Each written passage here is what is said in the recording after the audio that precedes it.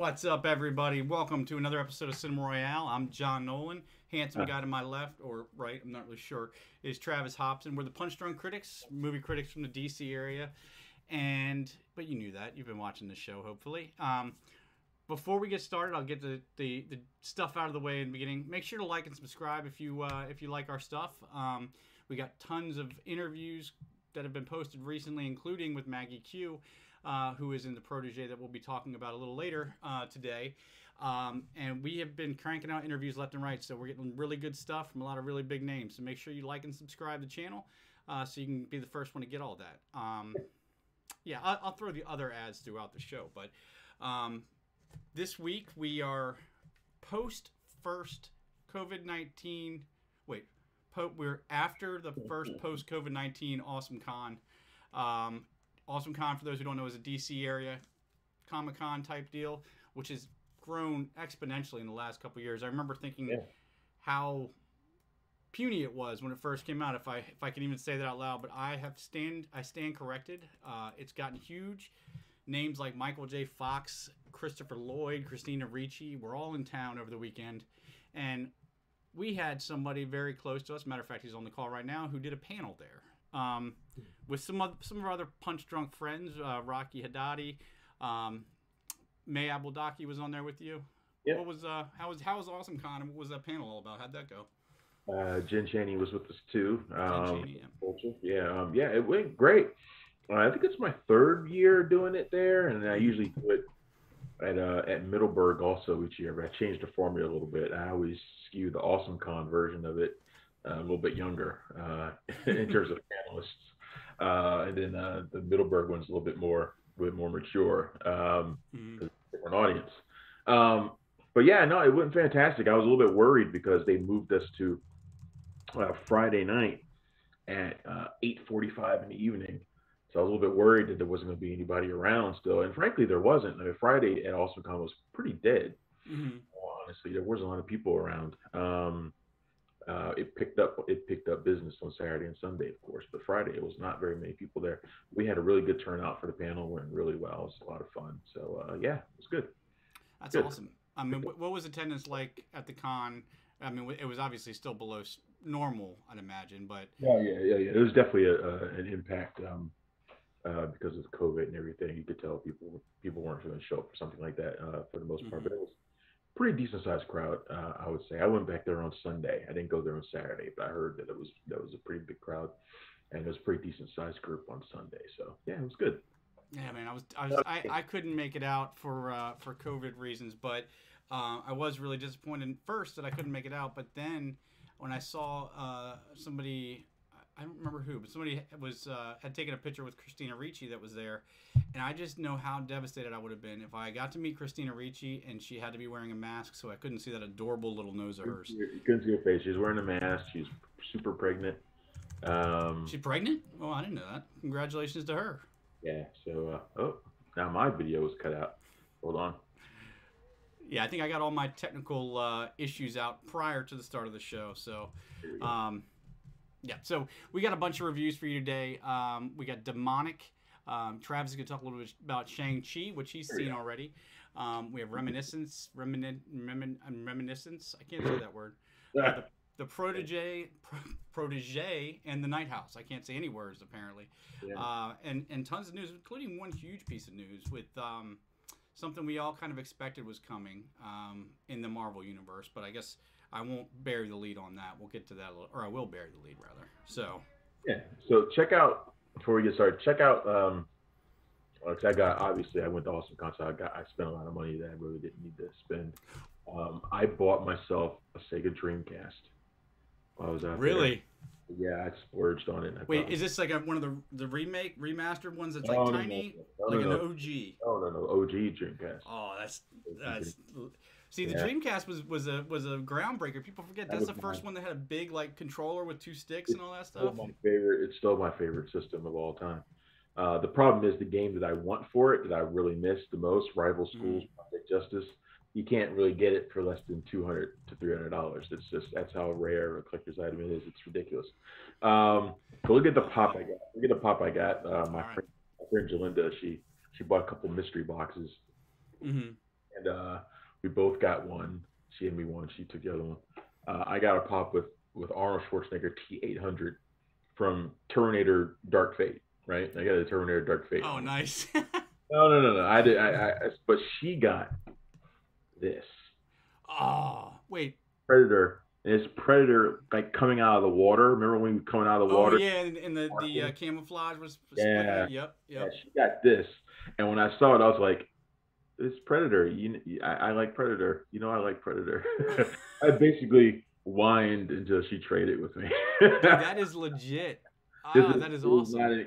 it is not an equal trade by far. This is by far the superior pop. But Yeah, but I had to have this one. I mean, come on, it's fucking Predator. I had to yeah, have well, not just Predator. It's a super cool, like, limited one, right? I mean, that. that is not a Predator I would expect to see, but it is. As soon as you mention it, your brain goes right to remembering that scene. So yeah, Yeah. for sure. Yes. Now, I got to ask you, as you know, you're super into pops. In the last year, I've picked up another addiction in the form of both Star Wars: The Black Series figures and Nika figures. Are there a big showing of those two things at these shows? Because Nika's are I mean, hard to find. all the toys, the toy booths have that stuff there. Okay. Funkos are still dominant, I think, in terms of like toys and figures, but Hmm. yeah, all that stuff was there too. So Yeah, man. I got my for my birthday. I finished my Mandalorian set, so I got Boba Fett, Sabine Wren, Bo-Katan, Din Djarin. I've even got the armor in there. But my Nika figures are my pride and joy. I'll have to send you a picture of my setup, but I've got them on all the major horror icons on a shelf uh, with the movie posters behind them. But yeah, I'm missing a few still. It really is a scavenger hunt type because I can only go to GameStop. Sometimes has them. Usually it's just Target and Walmart, but yeah, they always carry different ones. It's not the new ones. I've been looking for Pinhead for 6 months. Finally found him last weekend. So yeah. I mean, it's always. I mean, like I like you know me. I've been trying to cut my Funko habit for a mm-hmm. while. I think I have for the most part, but I already have so many that if I buy one, it's like I bought 10. Mm-hmm. So I mean, I bought three over the weekend. That's it, just three. It's not that many. But do I really have room for even those three? I don't know. Really, I got to figure it out. And what sucks is they just released that gigantic wave of Eternals pops, and it's Oh right. literally like 20 pops. Like if you include like variants and shit. Mm-hmm. 20 pops. And I'm like, I'm not gonna buy can't buy all these. I can't. I'm gonna wait until I watch the movie and if there's a character that I really like, I'll get it. But Yeah. I'm not just gonna like automatically buy all the Eternals pops. Which Yeah. Yeah. normally Especially when there's six main characters, you're gonna have a whole lot to get from. The that second trailer. Just real quick while we're on that, that second trailer came out, and it almost felt like a response to everybody on the internet because there were a few main things they hit, like why didn't they come back when Thanos came back? Where have they been all this time? yeah. All these things. But I got to be honest, even with Yeah. the responsorial feeling to it, it got me hyped. The movie, I'm so much more into watching that movie now. I mean, the trailers are amazing. Chloe Mm-hmm. Zhao is a fantastic director. The cast is incredible. It looks like it's going to be a lot of fun. Um, But yeah, I'm excited for that too. Did you see the Spider-Man No Way Home trailer leaked? I saw it leaked. I haven't seen I it. didn't I watch can't it. stand watching leaked I trailers, man. didn't. It just ruins it. I didn't want to watch it. I'm not gonna watch it. Yeah. I just enjoyed watching the memes about it, but Yeah. I didn't watch it. I can't watch it. So By all accounts, I mean, all the stuff we want to see or that we're hoping to confirm is not going to be shown in the trailer, or at least not this early. oh, I'm not Um, so sure about that. you don't think so? No, not judging by the way people were talking. I'm not so sure that there wasn't something that was in there. Oh, But I don't want to watch it to find out. So, and it hasn't been outright spoiled. So, yeah. There's I too don't know. much there, and this is what sucks about doing. I really shouldn't even say doing what we Movie do. comes Doing what out you in do. December. Movie comes out in December, so they'll release the trailer probably this week anyway, Yeah. or a teaser of some kind. Especially now, if it's already been leaked, they'll definitely release a trailer for it. Like Yeah. soon. They said the 23rd or 24th. I'm actually surprised they didn't release it today. I'm glad they did. Today was Yeah. busy enough. All right, let's jump into reviews because we're already deep I into started the this out saying I need to keep it short today, and now 10 minutes in, we're going to start the show. we can still keep it short. We don't need to spend a whole lot of time on most of these things anyway. But let's stick right in Marvel. You got to see Shang-Chi early. I haven't seen it yet. I'll be seeing it later this week. What I mean, I guess non-spoiler review is it keeping up with the Marvel standard? Um, yeah, I mean, look, it's a fun movie. It's a really fun movie. Martial arts action is incredible. I think it's some of the best action sequences Marvel's ever done. This feels the most unlike any Marvel movie that I've seen. I think, like for vast portions of it, it does not seem like a Marvel film. It's dealing heavy in mysticism and things like that, but it's also very much like a Zhang Yimou film, like House of Flying Daggers or something like that. It's Mm-hmm. very much along those lines for a lot of it, but it also combines a lot of the Jackie Chan, Stephen Chow type martial arts action too. Oh Even wow. though you've probably seen on Twitter people were trending Simu and Jackie Chan because that fight scene on the bus looks like something Jackie Chan would do. I mean, some of the stuff he was pulling off, and there's a lot of action like that. Mm-hmm. And so it's like almost like two separate movies because the styles are so different. That stuff is amazing. So I love that aspect of it. And then there's other stuff that I absolutely don't like that I think they make a couple of really awful decisions story wise. All right. Um, Is yeah, it anything like you can say without spoiling? well, let's just say that a character from the past comes back. A character from the MCU past comes back. Is it a false prophet, a false god? Let's just put it that way. He's a false something for sure. You probably already know who it is if you know the history of the character, the Mandarin Mm-hmm. character played by.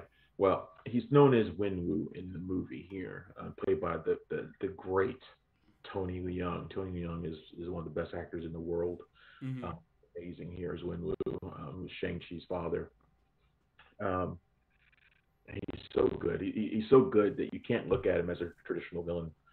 He comes across as more of a grieving father trying to recapture something that he lost. You can't really like side with what he's doing, but you can understand it. Those are the best villains as far as I'm concerned. He's really fantastic in this. In fact, he overshadows Simu, which is unfortunate. Um, Michelle Yeoh overshadows him too in her small role, and even Aquafina to some extent she does too. But she's a really big personality, and I'm not so sure Simu is.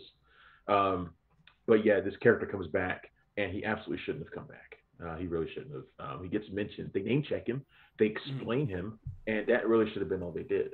They should have left it there. But literally within 2 minutes of doing that, he pops up, and he becomes comic relief. And this is not a comic relief movie. It's not that. He doesn't fit. He keeps the thing weighted down. It kind of drags every time his character pops up, and you're just like, oh man. So yeah, I really wish they had not made that decision. It was a really bad decision. Somebody should have rejected it when they Mm. saw the script. It's like I can't express how bad it is. Like that part sucks. And Yeah, it sounds like like there it was really that bad. he's there throughout the movie. For like once he's there, he's there. Like he's there the entire way, and you're like, Jesus Oh, so it's Christ. not a cameo. No, no, it's not a Oh, okay. cameo. He is part of the movie. The fact that they've kept him hidden for the most part is the amazing thing. Yeah, because I Um, haven't. Mm. but yeah, he's there. He is in the movie, and he's a major part of the movie. And you're just like, shit, every time he pops up.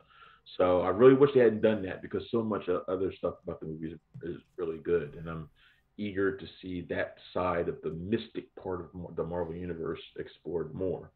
Um, there is, of course, connections to the wider stuff. Most of it comes later in the movie, Mm-hmm. um, but once you see it, you'll know.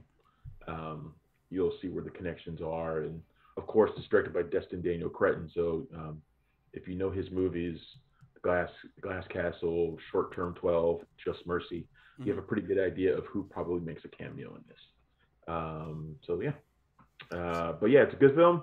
It's not a great film, has major issues, but I think a lot of people are still gonna like it. It sounds like Simu Liu is not on your top 10 list for anything this year, huh?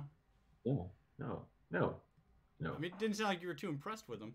I'm not. I mean, he's great at the physical stuff, and he's not Mm. terrible. I just said he's overshadowed. Yeah. he's overshadowed by some of the best actors in the world, two of the best actors in the world, Thelma Young and Michelle Yeoh. I can't really fault the guy for that. Yeah. Almost everybody would be overshadowed by those two. So I don't blame him for that. The script didn't help him out, but they're just so great that they're going to do that to just about anybody. So he's Yeah. fine. He's fine. I think he needs to grow and control a little bit more, and that will happen with future movies because there will be future movies. That's Yeah. it. You're All right. alive. You're a bit Well, out of sync over here, so. staying in Marvel, and we only have to stay for a minute here, but this week on Marvel's What If, it was What If T'Challa became Star-Lord episode. I gotta know what you thought of this one, because I was just after Captain Carter, which I wasn't really I blown told you away what I by, thought but it about was it. fun. I told What? you what I thought about it 2 weeks ago. I don't remember. I, I I honestly, I know you talked about the one that was like the Avengers that was awesome, but well, I thought you said maybe it wasn't great, but said the first two movies follow the same formula, um, which is taking an event and putting another character in it, but then basically playing out the movie the same way for the most part, just with a different character. And I still feel the same way about this one. And it's good. They're both very entertaining. They're both very entertaining movies that I don't think push the envelope of what this series could be. Yeah, mm, and like I told you, that doesn't happen until the third episode, which is this coming Wednesday. mm-hmm. That's the episode I'm really excited for people to see because that's the one that does explore the full potential of what it can be. I guess the question about this second episode, though, which is about T'Challa, is how did you feel when you heard Chadwick Boseman's voice for what is going to be the last time in the role It of T'Challa? struck me. I'll be honest, it struck me, and it made me hate the fact that I didn't like this episode even more. I mean, he's everything about him. I think the thing about Chadwick Boseman, one of the reasons he was so good at biopics or biopics, whatever you want to call them, is he just has a star quality, or had, I guess I should say, a star quality about him. Something that we saw in T'Challa come out as very regal, and his voice has that too. There's a caring notion to it. He's just got a really strong voice, and Right. it was affecting to hear it again. But the most of this episode just seemed like such a Sesame Street candy coated, happy go lucky what if. Star Lord or T'Challa's picked up by Yondu and essentially changes the hearts and minds of everyone in the galaxy, right down to Thanos, and makes him a happy guy, and they're all having a happy good time. And even Nebula's happy. Oh wait, no, she's not. Yep, she's still happy, and she still loves Cha Cha. It was a little too much cotton candy for me, to be honest. But I'm anxiously awaiting this next one. Yeah. No, yeah, I enjoyed this episode. Like I said, I didn't think it was. It's not like it's bad. It's just like I said, it doesn't really reach potential. Right. Fun like that on purpose, Mm-hmm. to get people drawn to it, so that then they could really mess with you in this third one. So, so yeah, yeah, I want people to see that next episode. Well, now I'm pissed because I'm headed out of town for a couple days, so I won't be able to watch. Oh wait, no, because we are a family of the future. We already decided we're bringing my Roku and an Amazon TV because that's what Nolans do when we go on vacation.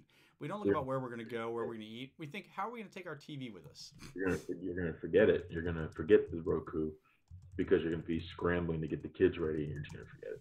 Probably. Um, yeah, that's almost exactly true. Probably. Um, so on to the movies that actually came out this past weekend. Movie, like I mentioned earlier at the start of the show, you can check out an interview with the beautiful Maggie Q that Travis did on our YouTube channel and also at punchdrunkcritics.com. All of our reviews, news, interviews, all that stuff you can find at punchdrunkcritics.com. So you should be checking that out every day. But so you sat down with Maggie Q for the Protege, which didn't do too well at the box office this weekend. What did it do? Yeah, I know you did the box office this week. I was gone. So I was at AwesomeCon. 2.8. I didn't even look to see what the box office numbers were, except for Reminiscence, which I saw did 2 million. Yeah. Which which made me laugh because Paw Patrol was the only new movie that was in the top 5, and I've watched that 3 times this weekend on Paramount Plus. But this is annoying to me. You watched Paw Patrol 3 times. mm-hmm. I got so many damn emails about Paw Patrol.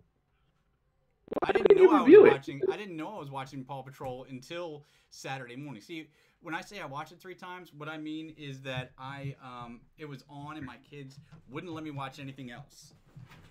So that's where that comes from. And I just got a message. See, I'm so lost and running around today that I forgot to plug my laptop in, so now I'm gonna have to do that super quick before it shuts off. 1 second. We don't want to cut the whole show off. All the stuff we got for Paw Patrol, and I ignored it because they know I'm not going to review Paw Patrol. But if I knew I had somebody in our group who was going to watch Paw Patrol, I would have passed it to you and said, "Here, you review Paw Patrol." Well, first of all, you just pretty much imagine anything that's going to come on streaming that is for kids, I'm going to end up watching. I didn't realize it was on Paramount Plus until after it came out, or else I probably would have said something. But so that came out. That got second place. You could have shown it to your kids early. Think how boss of a dad you would have been. Oh, I know. I'm still riding high on the Frozen 2 early access. I got my daughter. I think she's one of the cool kids in school because of that. Still, they thought you were a good dad for that day. You got for that day. Yeah, didn't early. last long. And now I'm gonna make sure they know that they could have watched Paw Patrol early, and you said no. Yeah. You know how many times a week I have to say, "Hey, remember Frozen 2? Sorry, there's no food to eat, but Frozen 2, right?" No. But yeah, the Protege took number 7 with 2.8 million. So it didn't do too well. But I don't know what the expectations for this movie were going to be anyway. Honestly, I would have liked to have seen it do more.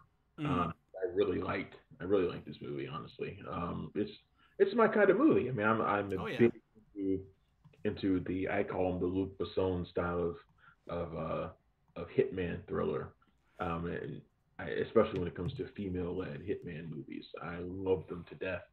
Mm-hmm. And Maggie Q, who played Nikita, basically the character from La Femme Nikita in that TV series, mm-hmm. she's perfect for the role of Anna in this. Anna, an assassin who seeks out revenge for the death of her friend. But along the way, of course, she runs into somebody on the opposite side who could also be a lover, played by Michael Keaton. Samuel Jackson there too as Anna's mentor. This movie's. I think the thing about this film is it hits all the right buttons if you're a fan of this genre. Mm-hmm. I don't think it does anything necessarily that's surprising if you know this kind of storyline. I mean, it even has the beat in it where the hitman takes a kid under his wing. Like there's even that for a little bit. Like all the tropes are there in this, but it's elevated by the cast who are all uniformly fantastic, including Maggie Q. It's really good to see her get a role, like a lead role in something like this, because she plays these roles all the time, usually in supporting. But she gets the lead here. She's fantastic opposite Jackson and Keaton, who she has surprising chemistry with. I know he's like twice her age, but I mean, dude doesn't look like it though. Like Michael Keaton doesn't look like he's twice her age. He doesn't at all. He's still freaking got it. It's weird. But yeah, this movie's really strong to me. I'm really a big fan of it. I wish it had done better, but hey, man, I'm going to enjoy it. So what the hell? Oh, but the thing that really elevates it is the cast and also the director, Martin Campbell, who's done 2 Bond movies.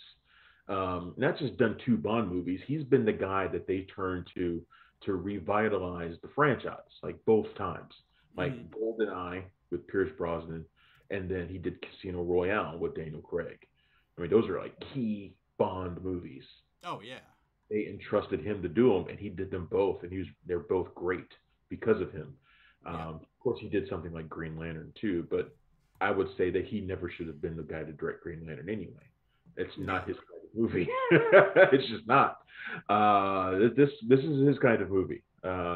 Mature, like well structured, just really like a lot of craft goes into it. He didn't need that whole bunch of CGI and crap from Green Lantern. That's not his kind of movie. Yeah.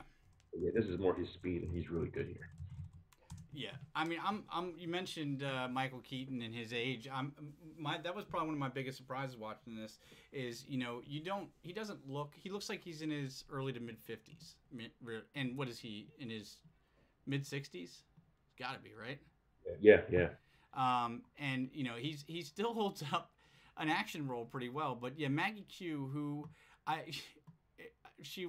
glad I'm not the one who interviewed her, because she would probably throw up when I mentioned Balls of Fury 6 times, just because it's such a fun movie to me. But she hasn't gotten that chance, and it's annoying to me when you have like a Kate Beckinsale and a Mila Jovovich and certain people like that have gotten time after time after time, their shot and have delivered, but based on the movies. But I was going back through her filmography, and she is exactly what you're saying. She's always getting that side role, like in which Die Hard was that? Live Free or Die Hard. She plays like basically the heavy, and she's always getting that kind of role. And I think this should show that she can handle this kind of thing. It kind of stinks that it didn't do too well, but this is also the kind of movie that I was surprised they released theatrically, because this is exactly what would do really well for a streamer. You pay $20 million for this thing, and stream it. I'm surprised by that too. Yeah, I don't know if the theatrical release was really the best thing for this, but I think in 45 days, whenever this hits streaming, I think it'll probably do really well. This is a Netflix top 10 movie when it hits Netflix or absolutely, especially with Michael Keaton and Samuel Jackson in this together. Yeah, and people know Maggie Q. I think this movie does really well in streaming when it gets to it, when it's made available on digital. That's what I think. But practically right now, probably not the best time. Yeah, and the world's changing. So it used to be that doing well on DVD or now digital was a nice thing, but you couldn't sell it to anybody. But I mean, that's changing quite a bit. And just a bonus for Samuel Jackson in a paternal role, I always love that. Always love that. Yep. Especially when it involves killing people. Yeah. So, right. Next up is one that I know that you love writing about, is the Hugh Jackman HBO Max debuting movie Reminiscence, which I can't even say. I can say it better than I can spell it. I hate having to write the word reminiscence out. What? Why? It's confusing. I mean, it's confusing. It's more confusing than you think. If you can't say it, it's not that hard of a word to say, but it's harder to like write out, because you like reminiscence. Seems like there should be an E where there's an I. There's an extra C in there. It's just kind of annoying to write. It's a word. It's a alphabet vomit of a word. There's no doubt there. But it's the I in the middle that like messes with me how I write it out. And I always think it's Reminiscence is how I always spell it by accident. But Hugh Jackman plays Nick Bannister, a private investigator of the mind, who works with his clients, navigates their past by reading their memories, accessing their lost memories. Look, folks, it's Strange Days, okay? It's Strange Days. It is Strange Days with a little bit of Waterworld. All right, that's what it is. That's the movie. It's Strange Days with some Waterworld in it. Succinct as always. It's virtually the plot of Strange Days. Yeah. I mean, even the thin Dewey Newton character is the Angela Bassett character. So I should have known this wasn't going to be good, because it had one of my favorite characters that never seems to be able to do a good movie, Cliff Curtis. I love that guy. He plays Cyrus Booth in this movie. I don't know why. Cliff Curtis has Whale Rider. That will forever be his best movie. Okay, so he's got one, but Whale Rider is still an incredible movie. Anybody who's never seen Whale Rider, go and seek it out. 2002. That movie's amazing. Yeah. But he doesn't always have the best track record. No, he doesn't, and he's great. But the first season or two before he died or something. Yeah, Fear the Walking Dead. I never got back. We actually, total sidetrack. We actually caught up with The Walking Dead. We had missed. I thought we had missed like 4 seasons. I heard missed one. I heard the season debut this week was really good. Yeah, well, I hadn't even watched any of the last season, so I caught up, and damn, I heard people say it, but this 10th season, they stepped shit up, and it got good. It got really good. And now, we've got 2 episodes. We got to finish the other one tonight, but it was really good. So that was a sidetrack. But, Reminiscence, Hugh Jackman, Rebecca Ferguson, Tandy Newton, Cliff Curtis. It's got a great cast. It's got a great idea. Like you said, Strange Days, obviously, I guess. Maybe it's my fault for expecting a noir detective thriller. And it felt like it wanted to be a noir detective thriller. Even some of the shots were picked to look like a 50s detective movie. Yeah, that's probably the best part about it to me is the film noir aspects of it. I mean, it's written and directed by Lisa Joy, who's one of the creators of Westworld. Mm-hmm. So if you like Westworld, you might like this movie a little bit because it's got a lot of mindfuckery in it, kind of like that show does. But I would say this one is better thought out than that terrible series is. At least the world in this makes sense to me. Like it's set in the future, where the world has basically been flooded because of climate change and all sorts of other bullshit. Which none of Miami would still be there, by the way. It's sunken, but none of Miami would be there. This wouldn't be. So basically, everything's flooded. So that's the town of Miami, and he encounters this woman. Basically what he does is he allows people to go back into the past and relive their memories, the nostalgia of the past. Their memories can splay out onto a screen like a movie. Basically, people feel like they're really there experiencing these things. Of course, people can get addicted to that sort of thing because we all can get addicted to nostalgia. But Rebecca Ferguson plays a woman who comes into his life for what seems to be fairly innocent reasons. He form a relationship, he falls in love with her, and then she vanishes. And the movie is about his search to find her. And what he finds out is that there's a lot more to this woman than he thought. So she's basically the femme fatale of this movie. He's the cynical detective guy. All the film noir tropes are there, and that stuff I think is the only thing about this movie that works. Everything else is rubbish. The movie's slow. It's ponderous. Hugh Jackman and Rebecca Ferguson have zero chemistry. They had great chemistry in The Greatest Showman. They got none now. It introduces all these really lame underworld characters who were really thinly drawn, and I could care less about them, but they take up huge chunks of the movie.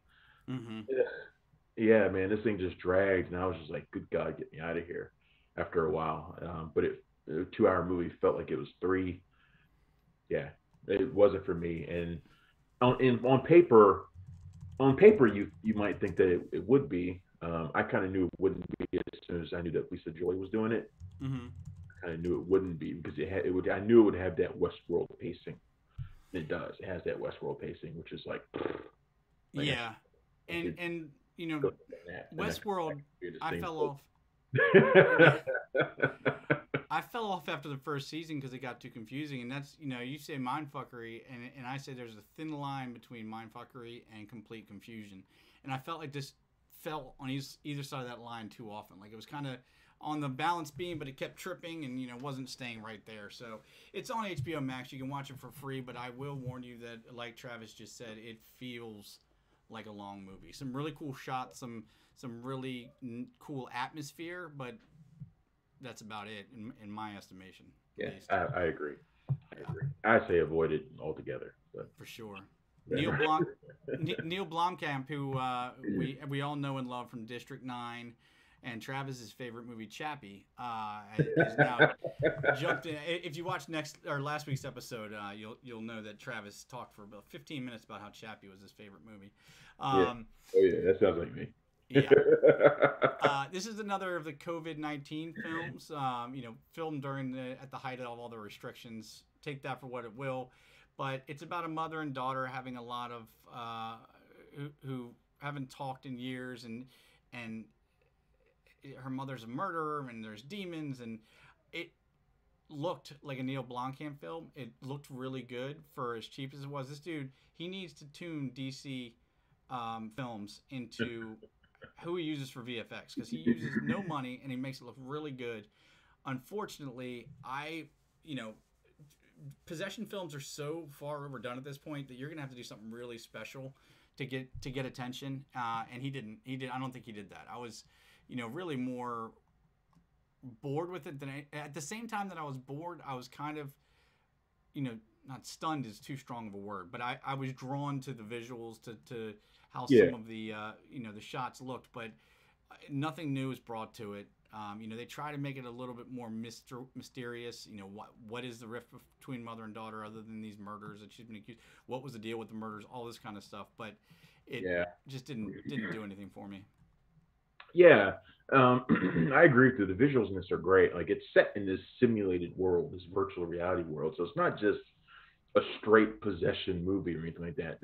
Well, it's just like not Saint Maud. What was the one that came out at the beginning of the year? It's the same exact plot line as that other one. I don't remember. Yeah, with the virtual reality possession. Yeah. But yeah, the character played by Carly Pope, so she has to go into this virtual world where she to kind of make up with her estranged mom, but there's something else in there that's causing all sorts of issues, something demonic or supernatural or something. Yeah, this didn't really work for me either, and I really wanted it to, because I am a big fan of Neil Blomkamp, even issues with Chappie aside. District 9 is fantastic, and I think there's merit to Elysium as well. I liked Elysium. I always forget about Elysium was his. This is his first crack at horror, and I'm not so sure that he's good at the whole tension bit of horror. Like, I don't know if he's got the handle on that, and that stuff didn't really work for me. But I'm not so sure that he knew what he wanted this movie to be, because there are like plot elements that are introduced in this and that just drop. Mm-hmm. Like the company that's running this facility, this virtual reality machine, like, there's this really ridiculous reveal about them. Like, ridiculous reveal. Mm-hmm. Like somebody watched the movie Priest too much, and they're like, I'm going to use that, and I'm going to put it in something else completely different 11 years later, and nobody will remember. And then he introduces it, and then it's just gone. Like, it's like it's not there. But it's such a big reveal that should be the entire movie. Yeah, and then it uses things like Holy Lance and things like that. It should be the entire movie, but it's not. It's just gone. Mm-hmm. I think it was introduced because he probably realized that there was not a hell of a lot really going on in the movie. Yeah. Well, it's one of those things that you can see seems like a really cool top level idea, but there's nothing underneath it. Like, I always thought a really cool idea for a movie would be like if the Vatican had a special ops unit, and like these priests that were like that idea Predator. Before, I mean, like, that stuff's like that. It is a cool idea, but it's not like it's new. It's not a movie though. It's just like an idea. You got to have more under it. Yeah, it's something that he throws out here as a part of the movie, and you're like, mm-hmm. Okay, so is that where the movie's going? No, it's not. In fact, the rest of the movie has nothing to do with it. Yeah. Like, well, why did you introduce that fucking lunatic shit in this movie and then don't even use it? I mean, it's just...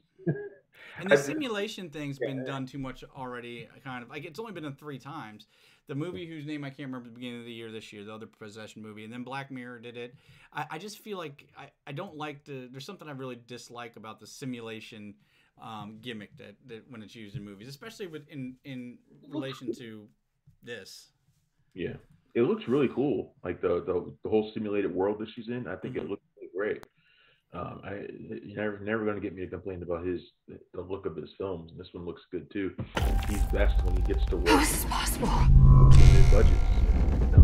Do you know what this place is? Yeah, I think it looks great. I wish he was.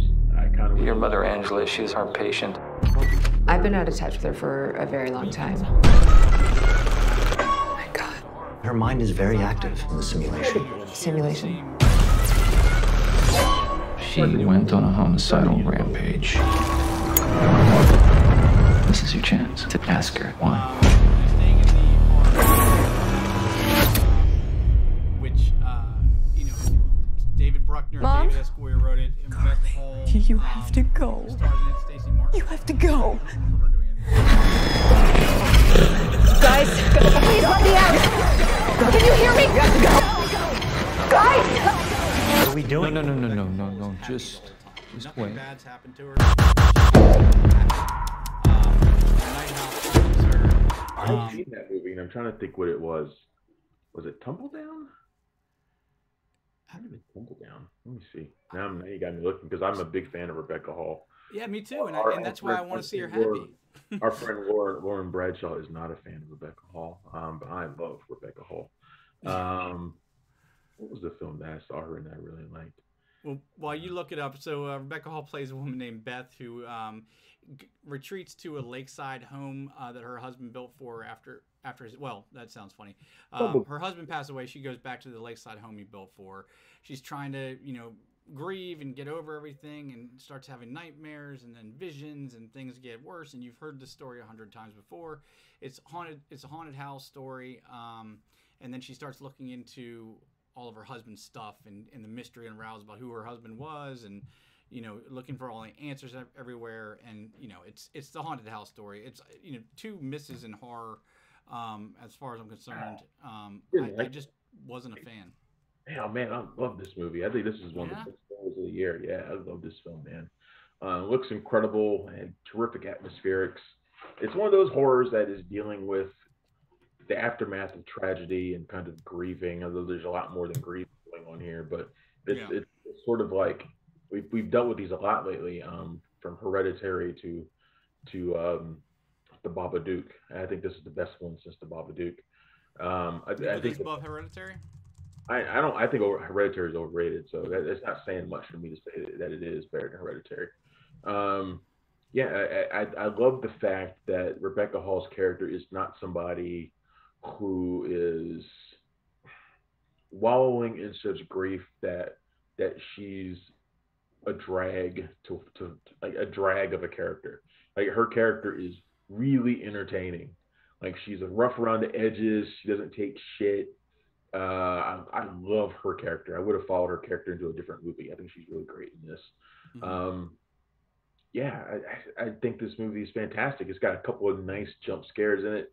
The publicist who sat next to me, 2 seats down, literally jumped out of his chair in one scene. Like, I mean, out of his chair. That rarely ever happens. I think there's some aspects they could have left out. There's a revelation about her former husband who committed suicide, and what he was actually doing, that I think did not necessarily need to happen in order for him to have been somebody who went down a really dark path. I don't think they needed to add this particular element, this murderous element to it. Mm-hmm. It seemed like it was so big that it needed to be something more. Like, it needed to be like its own thing, but it just kind of was. I don't know. It didn't need to be there. But yeah, man, I think The Night House. I think it's one of the best horrors I've seen in a while. I want to watch it again, which is rare. I don't really dig horrors that much, but this one was great to me, and Rebecca Hall's a big part of it. Man, I hate this. Now I'm gonna have to go rewatch the damn movie. Thankfully, everything's coming out on videos again soon. Because now, granted, I will admit. I've been having to sneak to movies when nobody else is going to be there. So, like 11 o'clock showings on Saturday night or Friday night or Thursday night if I can shake it. I may have been tired, but I just found myself wanting more in the occult side of it. I found myself wanting more, like the twist that you're talking about. I wanted to go deeper with that. Maybe I just fell into that thread and was pulling on it. I will admit, it wasn't. I don't think it was a horrible movie. I just don't think it was great. But there's some really good visuals. Whenever the poltergeist or whatever you want to call it is interacting, there's some really cool shots there that are done that you haven't seen everywhere else. There's some shots of it in shadow that are just like, ooh. Yeah, and it's so hard to get an original shot when you're dealing with stuff like that, because ever since the movie Poltergeist in the 80s, like those things have been just rehashed. You turn around and furniture's moved. You turn around and a doll's head's moved or something like that. But they've actually found some really cool ways to present it. So I thought that was cool. They did, and I think it does a really good job of exploring aspects of depression, because we talked about it being about grieving, but it's really about depression. Yeah. And and the impact depression has not just on you but on the people around you. Like, can it drag the people around you down as well? Can it infect the people that you love, or does it blind you to the depression in others? There's a whole bunch of things that this movie introduces that I think are really that really kind of. So you're almost on the same level as like Drag Me to Hell being about bulimia that nobody figured out until a year later. So it's like that kind of. I never bought into that. I mean, I buy into things super easy. All you have to do is give me it's amazing that I survive in the era that we're in, because I don't believe anything on the internet, thankfully. But if I'm talking to somebody face to face and they're like, "Oh no, dude, because you got to see this part and then this part and this happens," I'm like, "Yeah, you're right. That's true. You're absolutely right. It's bulimia." You make a movie seem like it's about anything. Yeah, well, Rocky was about the communist. Roman is super skinny, so Drag Me to Hell was really about bulimia. Yeah. Really? Okay. So, the aforementioned Paw Patrol that we started out was fun. Your kids will love it. It is not a movie for adults. I found it refreshing that it was just a kids movie with no aim really to pander to adults. So, how was Kim Kardashian? She's in it for like 2 seconds, and it's not overt. It's not like you can tell it's really her. The girl that plays Liberty, the new pup, she was actually really good. There's a new pup, huh? There's a new pup, Liberty. Yeah, she's from Adventure City. You're quite familiar with the other Paw Patrol movies, and well, yeah, Chase, Rocky, Rubble, Zuma, Sky. They're all from Adventure Bay. But Liberty's from Adventure City, and the pups haven't been to a city before. And then Tyler Perry actually plays a pretty funny role as Gus, a bus driver who, if you've seen the trailers, you've seen him get saved by one of the pups. Tyler Perry's funny in Paw Patrol, huh? Yeah, that's about it. That's right. About it. And there's no Medea or anything mixed in with it. Might be his finest work, I'd say. Better than Alex Cross, huh? Oh, Jesus. You always gotta invoke Alex Cross. I never invoke Alex Cross. I know. It's a horrible movie. Trust me, no one invokes Alex Cross. Yeah. Matthew Fox in that, looking all crazy weird. Yeah, so those are the reviews for this week. We'll be wrapping up here in just a minute, but there is one piece of news that I did want to touch on before we cut out, and that's what I kind of referred to in the beginning of the show.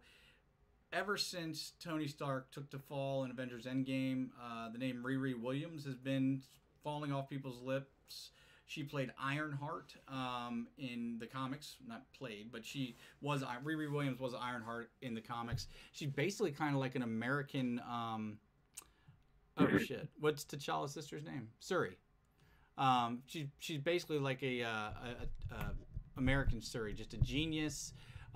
young girl who ends up building, or I don't really know the Ironheart story. Does she build the armor, or does she get a armor? Stark Tech. She kind of reverse engineers and creates her own armor based on Stark Tech. So if she's debuting in Black Panther 2, yeah, does that mean is there a possibility that there's no possibility?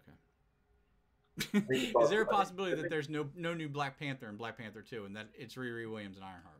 No, I don't think so. I think she shows up there. I wouldn't be surprised if it's a really small role. Excuse me, because remember, she's going to have her own series too. She's going to have her own series. I would not be surprised if she also shows up in the Armor Wars series with the War Machine that's coming up. I would not be surprised. I think she probably gets a Wakandan armor, like in Black Panther 2. I wouldn't be like a Sam Wilson kind of upgrade. Yeah, I would be surprised. I don't know. I can't understand any other reason why she would be in the movie unless they were like somebody discovered her and they were like looking to help her out or something. I just feel like that should have a lot of build up to it. Like we don't know anything about this girl in the MCU at least. We've never heard of her, and then she's going to show up in Wakanda for an upgrade. I mean, that seems like a post credit scene of her first solo movie. Can't you see the ending of Black Panther 2 being somebody from Wakanda showing up at her door carrying a suitcase? I mean, I can, but it wouldn't make sense because why would they even know her? Why wouldn't they know her? They're Wakanda. Yeah, but they don't know. I mean, she hasn't even debuted as Ironheart yet. She hasn't If saved you've ever anybody. if you've ever read the Black Panther comics, you would Mhm. know that he spent a lot of time, and the Wakandans spent a lot of time researching people in the states and other places that were brilliant. They were able to help out a lot of people. There was a whole arc where T'Challa was in, I think, Harlem, and it's just they do this kind of thing all the time. Now, it's also possible that they're going to make her Wakandan. Like she might be related to a Wakandan who is in America now. She might have never been to Wakanda before, but she might have a parent who was Wakandan or something Makes like sense. that. We don't Yeah. know, but I would not be surprised if that's what they're going to do. That's the route they're going to take. Like one of her parents was Wakandan or something like that. So that's how they know her. Like that's how they've been keeping tabs on her, and somebody Right. recognizes her brilliance, and she wins like some science fair or something ridiculous with her homemade armor, and they give her an arm like an upgrade or something like. Mhm. I would not be shocked at all. No, I mean I can see it happening, and no, I don't have a deep history of reading the Black Panther comics, so I didn't know that. I just knew that they were advanced, but I stick to what I was saying. I feel like that move, particularly, I can see it happening. I just feel like it would be better suited after she had debuted. After the show comes out, than her showing up in a movie in Wakanda. Black Panther 3 showing up in Wakanda. Well, when's her show coming out? Is it coming out before the? I'm not sure. So if her show comes out first, I can definitely see that happening. But Yeah, but if she's going to debut, like everybody's saying that she's debuting, then the movie will come first. So the movie will come first, and then she'll have her own series. I don't know where Armor Wars fits into that, but I'm pretty sure that I would almost be certain that she'll show up in Armor Wars somewhere. But I can't believe we don't know anything more about Black Panther 2 yet. I'm glad we don't. I don't want to know. I mean, I am too, but I'm just surprised. I'm just surprised is all. Yeah, I figured. I'm surprised you don't want to talk about the Expendables spinoff.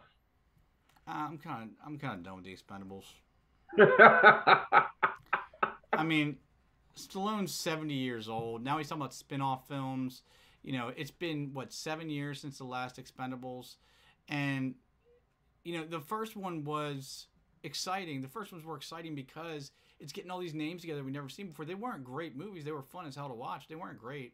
So, if he's talking about they talked about doing a female Expendables, which I never saw the point in. Why do a female one? Why not just do strong? Never did any of that stuff. And actually, they didn't do a female Expendables, but there have been movies that have come out with, what's her name? The stunt woman who was in Quentin Tarantino movies that you like so much. Zoe Bell. There you go. Zoe Bell was in it, and there was like 4 or 5 other big time action hero women in it. That night and looked like an idiot. Yeah. Yeah, her. I love her. But yeah. So the spin-off Christmas Story. I mean, I guess I could get into it because Christmas Story obviously is not going to be a Christmas film. It's based off Lee Christmas. His partner Jason Statham played him in the Expendables movie, and he was good. But I really got to feel Jason Statham can carry a movie. Don't get me wrong, but Lee Christmas as a character, he was pretty one note. He played with his knives. He had funny things to say. All one note. Well, yeah, but I'm saying I don't see him spinning off into anything that we could really see. Yeah, but Stallone's going to be in it too. So I mean, it's see the thing. The only thing that's interesting about this is Stallone has been talking up Expendables 4 at the same time he was talking up a spinoff. Mm-hmm. So he says a spinoff is coming in October, but he's going to be in it, and it's called Christmas Story. Christmas Story was always the name of the movie they were talking about as a spinoff. Is the sequel that he was talking about Expendables 4 now the spinoff? Like, did they just have to merge those ideas, or do I give up on one and just make the spinoff Expendables 4? I mean, that's probably what they're doing, rather than trying to do two different movies. They're probably just saying, okay, we'll just make this movie Expendables 4, which would make the most sense because nobody wants to watch an Expendables spinoff right now. The Expendables 4, there might be some people who want to check that out. I certainly would. I say I wouldn't until you start rattling off the people that haven't been in movies yet. Jackie Chan still hasn't been in one. Huh? Jackie Chan still hasn't been in one. Jackie Chan, yeah. There's a handful of people that I'm blown away haven't been in any of these movies. Where's Carl Weathers? He ain't been in one yet. Mr. T? No Mr. T anywhere? Is Mr. T still alive? I think he is because he was in Cloudy with a Chance of Meatballs. Because Flintlock Wood. Where you at, Flint Lockwood? Still alive. Yeah. Yeah, Mr. T. We need to get Mr. T in there. Angela and I were going through the other night, like a list of people that hadn't been in these, and there's a bunch of them. Fuck it. Yeah, I'm all aboard for an Expendables spinoff. Okay, you win. We talked about it until I came around. There you go. So, if you guys want to learn more about the Expendables spinoff when we find out about it, you can always go to punchdrunkcritics.com. That's www.punchdrunkcritics.com is a website. All of the news, notes, reviews, interviews, pictures, trailers, everything you want to see is on that site. Travis's Shang-Chi and The Legend of the Ten Rings review is live now. So you guys can head over to the site and take a look at that. We have all the reviews for all the newest movies coming up. As soon as embargoes lift, we get them out to you guys. There's a free screening of Candyman up on the site right now. I don't know if you'll still have... Well, this is going to go live tonight, so that should be fine. All kinds of stuff. So make sure to check that out. If you don't have time to go and refresh a web page and look at all our stuff, just follow us on Twitter. @PDC Movies is the site. @Punchy Critic is Travis, and @PunchDrunkJohn is yours truly. Follow us on Twitter, and you'll get the updates right to your Twitter feed, and you won't even have to look. You'll see what's there. You'll know when you want to see something. If you're a video game guy or gal, follow Travis on Twitch at @cinematic_enforcer. Any tips, questions, problems, comments, whatever you guys have, info@punchdrunkcritics.com. Also, guys, don't forget to like and subscribe if you don't mind. At the bottom, it really helps us out a lot. We appreciate every single one of you. And I just want to say thank you to everybody who's already subscribed to our channel. We see you. We appreciate you. You are awesome. And with that being said, we're the Punch Drunk Critics. I'm John. I'm Travis. We are out of here. Thanks for checking out the show. If you like what we're laying down, please subscribe to our channel and click the bell to receive notifications for all of our latest stuff. Sorry, I was distracted. Thanks for checking